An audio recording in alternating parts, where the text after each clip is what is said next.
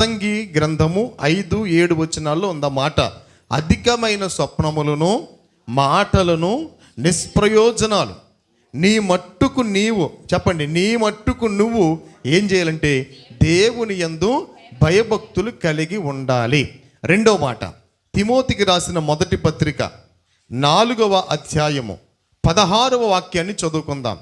తిమోతికి రాసిన మొదటి పత్రిక 4వ అధ్యాయము 16వ వచనాన్ని చదవండి. ఏమనుందో చక్కగా, నిన్ను గూర్చియు నీ బోధను గూర్చియు జాగ్రత్త కలిగి ఉండుము. ఈరోజు మన అంశం చెప్పండి, కలిగి ఉండటం. నెంబర్ 1 దేవుని యందు భయభక్తులు కలిగి ఉండటం. నెంబర్ 2 జాగ్రత్త కలిగి ఉండటం. ఏ విషయంలోని?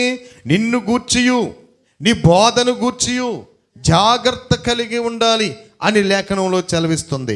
ఇక మూడవ మాట ఏంటంటే, దినవృత్తాంతాల మొదటి గ్రంథంలో 19వ అధ్యాయము 13వ వాక్యంలో రాయబడిన మాట. దినవృత్తాంతాల మొదటి గ్రంథము 19వ అధ్యాయము 13వ వాక్యాన్ని చదివితే అక్కడ అద్భుతమైన మాట మనకు కనబడుతుంది. అది చాలు, ధైర్యము కలిగి ఉండాలి. ఎన్ని విషయాలు చదువుకున్నాం మనం? మొట్టమొదటి చెప్పండి, నీ మట్టుకు నీవు భయభక్తులు కలిగి